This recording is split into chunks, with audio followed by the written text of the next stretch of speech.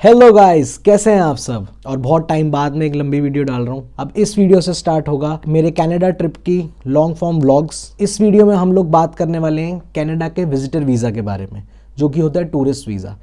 Actually में ये था कि मैं, मेरी मदर और मेरे फादर, हम तीनों, मेरी सिस्टर रहती है कनाडा में, वो वहाँ पढ़ाई कर रही है, तो उसका कॉन्वोकेशन था, तो इसके लिए हम लोग वहाँ गए थे।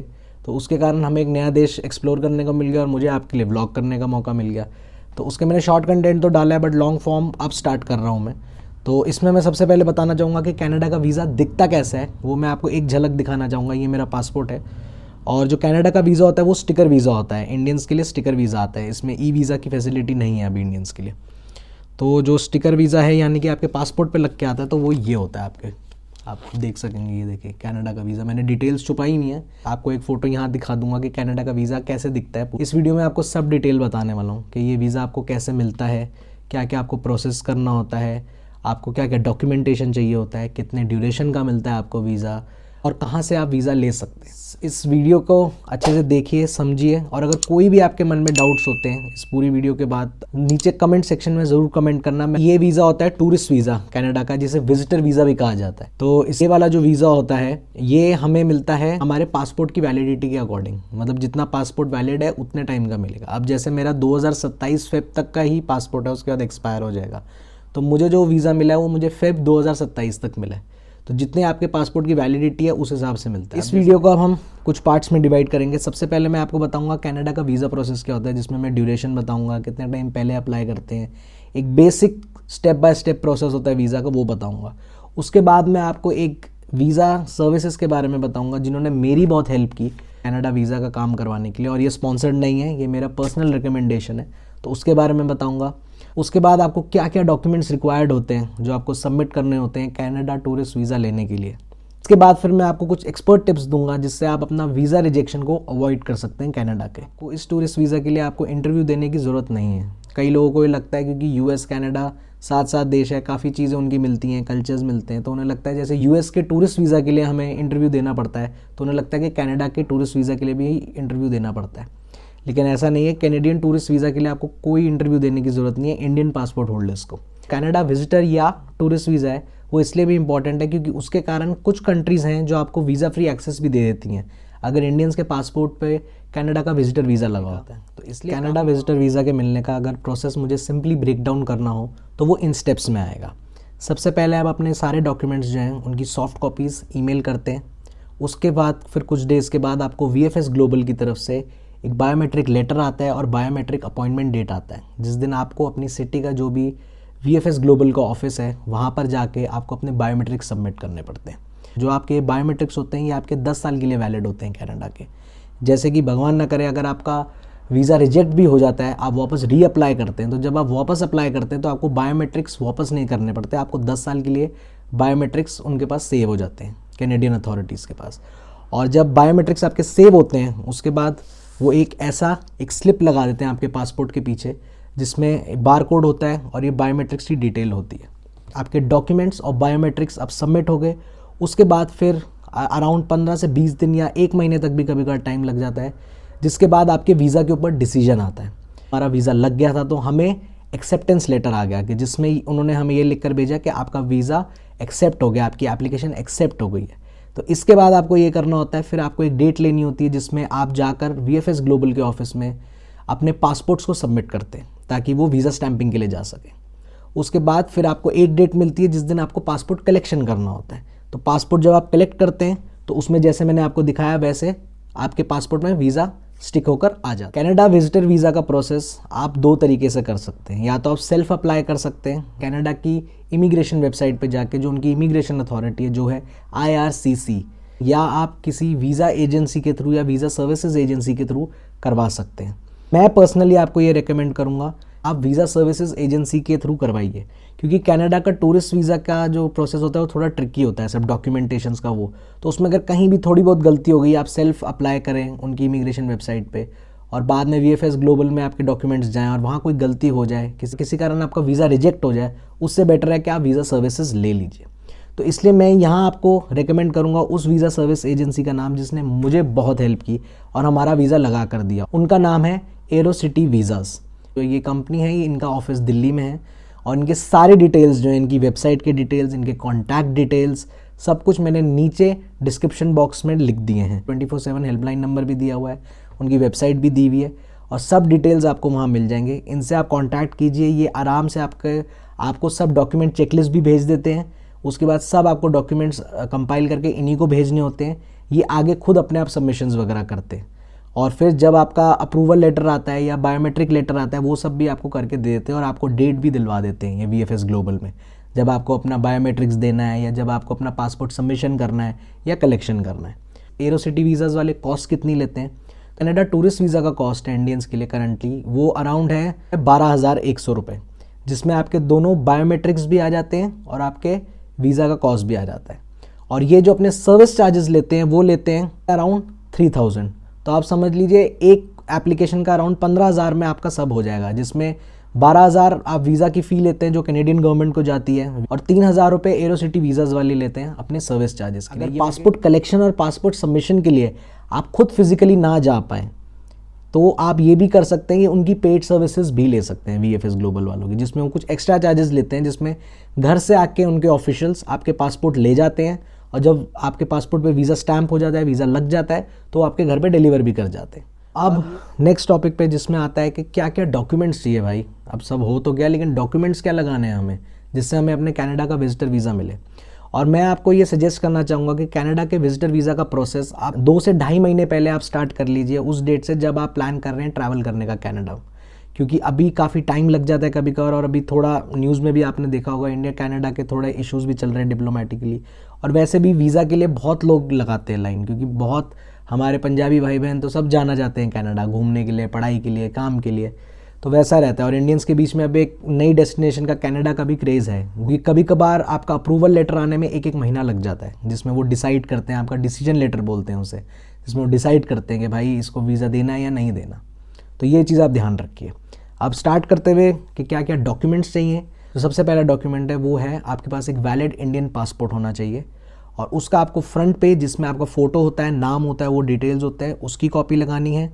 साथ में लास्ट पेज जिसमें आपके पेरेंट्स का नाम, आपका एड्रेस और पासपोर्ट नंबर की फ़ाइल वगैरह डिटेल्स होती हैं। साथ में जिन कंट्रीज़ में आपने ट्रैवल किया है उनके स्टैम्प्स या जो भी उनके वीज़ाज़ लगे हुए हैं उनकी भी कॉपी लगानी है।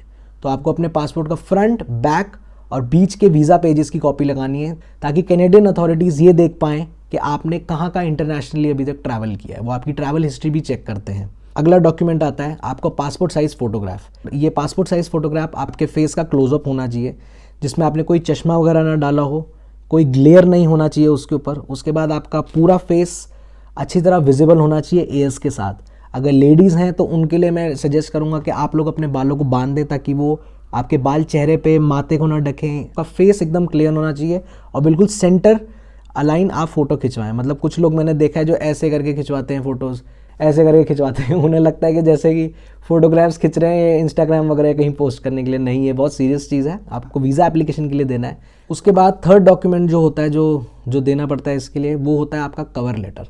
अब कवर लेटर क्या होता है? कवर लेटर एक लेटर आप लिखते हैं, सब लोगों की तरफ से आप एक ही लेटर लिखते हैं। जैसे हम 3 लोग जा रहे थे, मैंने एक लेटर लिखा जिसमें हम सब लोगों को मेंशन करते हैं जो लोग जा रहे हैं, उनमें हम अपने सब डिटेल्स देते हैं, अपना नाम, अपना पासपोर्ट नंबर, और उसमें हम ये भी लिखते हैं कि हमारा क्या पर्पस है कनाडा विज़िट करने का। और हम साथ में ये भी लिखते हैं कि हम वहाँ पर जाएंगे और घूम कर वापस आ जाएंगे, क्योंकि इन कंट्रीज़ को सबसे बड़ी यही एक चीज़ का डर रहता है कि कोई लोग वहाँ आकर सेटल डाउन ना हो जाए और इलीगली इमिग्रेट ना कर जाए। तो इसलिए आपको इस कवर लेटर को अच्छे से बनाना है। इसमें आप ChatGPT का भी यूज़ कर सकते हैं, मैंने क्योंकि वही यूज़ किया था, उसने मुझे बहुत हेल्प की थी। आपको इसको एड्रेस करना होता है to the visa officer, high commission of Canada, New Delhi को। जैसे हम लोग जब जा रहे थे तो हमने ये पर्पस लिखा था कि मेरी सिस्टर का कॉन्वोकेशन है, क्योंकि मेरी सिस्टर ग्रेजुएट हो रही थी, तो हम तीनों को उसके कॉन्वोकेशन पे जाना था। तो ये आप लगा सकते हैं। तो ये कवर लेटर एक देना होता है। उसके बाद चौथा डॉक्यूमेंट वो आता है आपकी बैंक स्टेटमेंट्स।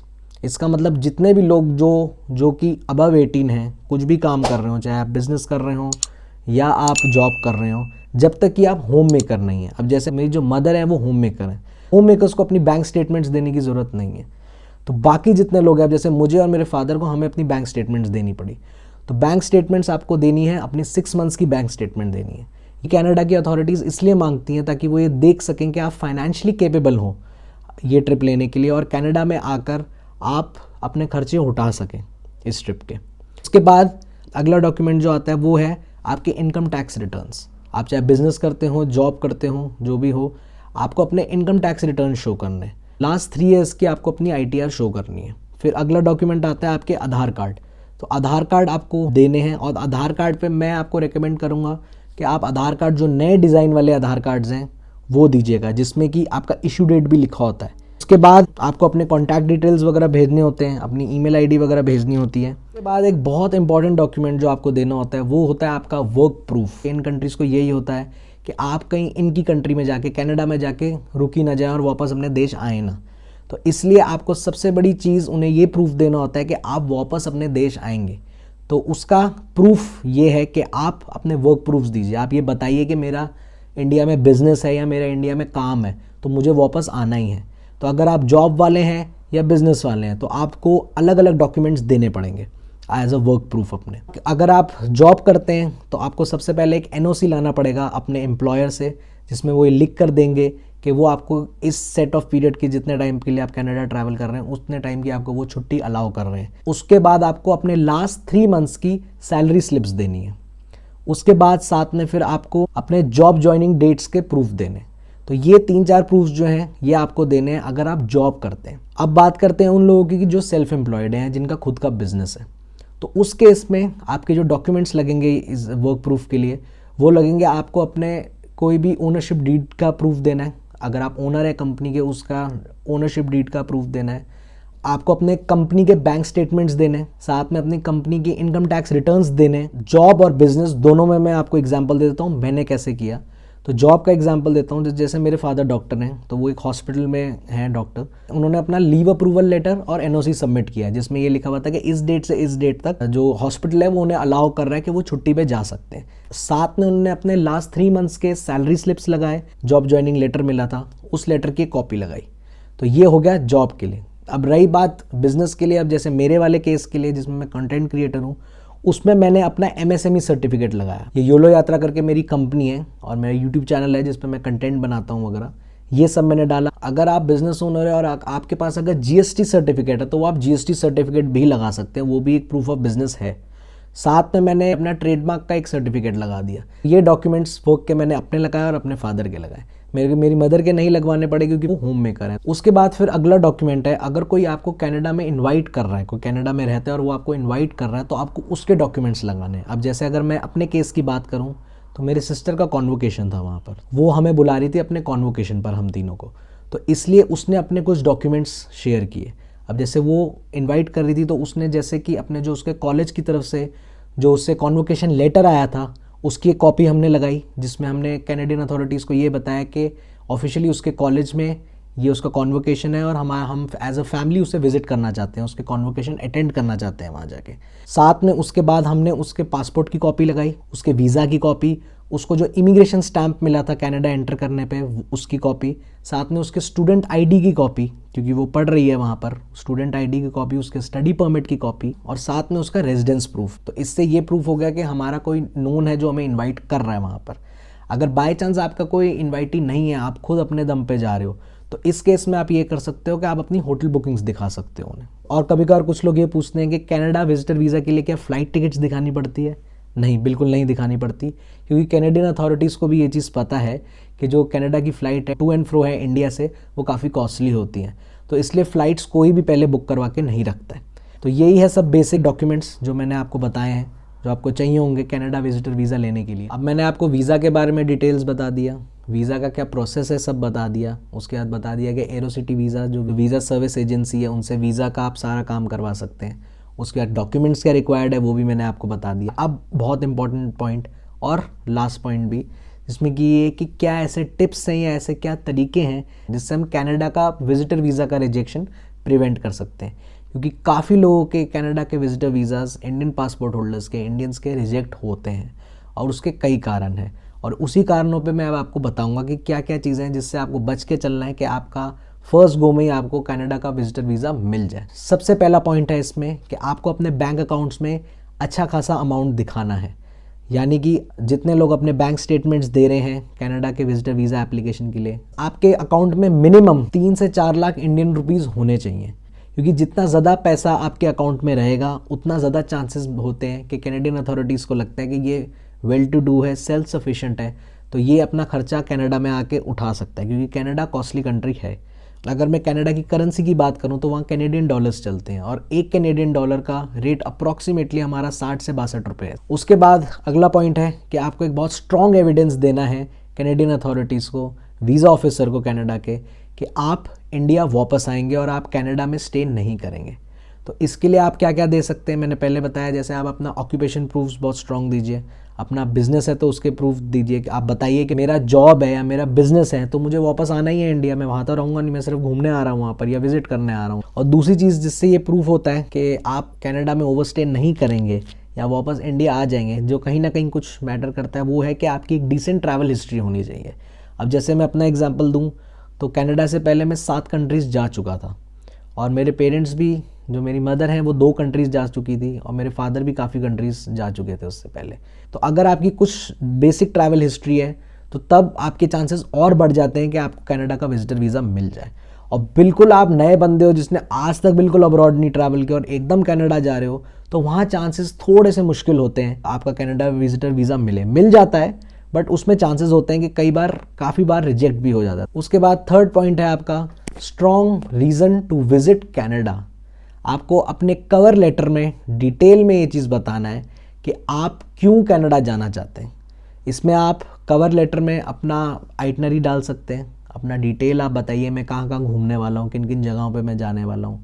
आप इसमें बताइए कि आप क्यों कनाडा आना चाहते हैं। अब जैसे जब हमने अपना कवर लेटर लिखा था तो उसमें हमने लिखा था, जैसे मेरी सिस्टर का कॉन्वोकेशन है तो मेरे फादर के साइड से गया था, तो उन्होंने लिखा था मेरी डॉटर का कॉन्वोकेशन है, हम वो अटेंड करने जा रहे हैं और साथ में हम कनाडा को घूमने के लिए भी जा रहे हैं एज ए टूरिस्ट। तो ये हमने 2 रीजंस दिए थे कि हम कनाडा क्यों विजिट करना चाहते हैं। और हमने अपने कवर लेटर में एक बेसिक सी अपनी आइटनरी बता दी थी कि हम किन किन शहर जाने वाले हैं। यही है कुछ बेसिक सी टिप्स।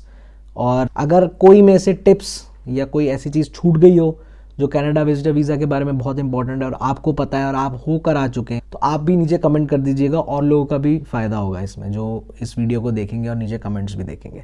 बाकी अगर कोई डाउट्स हो तो वो मैंने पहले भी बताया, आप नीचे कमेंट करके सब पूछ सकते हैं मेरे से। तो दोस्तों ये था एक बेसिक सा गाइड कनाडा विजिटर वीज़ा के लिए। आई होप आपको काफ़ी चीज़ें समझ आई हो, नई नई इन्फॉर्मेशन मिली हो, आपको काफ़ी आपके डाउट सॉल्व हुए हों। इसके बाद अब हम बात करें अगर कनाडा के इमिग्रेशन प्रोसीजर की, मतलब कि आपने यहाँ से वीज़ा तो ले लिया, अब आपने फ़्लाइट भी बोर्ड कर ली कनाडा के लिए। अब आप जब कनाडा लैंड करते हैं वहाँ जाके क्या इमिग्रेशन प्रोसेस होता है, क्या क्या वहाँ पे फॉर्मेलिटीज़ आपको करनी होती है, तो उसके लिए आपको वेट करना होगा मेरे नेक्स्ट वीडियो का, जिसमें मैं अपना शेयर करूँगा पूरा जर्नी दिल्ली से टोरंटो का, जिसमें मैं गया था और उसमें इमिग्रेशन एक्सपीरियंस मेरा कैसा था।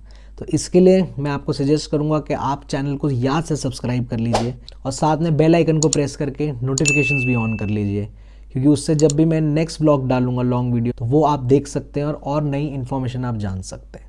तो तब तक के लिए आई होप ये वीडियो आपको बहुत हेल्पफुल हो। आप और लोगों के साथ शेयर कीजिए जो प्लान कर रहे हैं जाने का कनाडा या कनाडा विजिटर वीज़ा अप्लाई करने का, तो उनको ये पूरा प्रोसेस समझ आ जाएगा। आई होप ये आपको वीडियो बहुत पसंद आई हो और आगे आप लोग और लोगों को शेयर कीजिए। तब तक के लिए thank you very much, keep exploring because you only live once. Bye bye.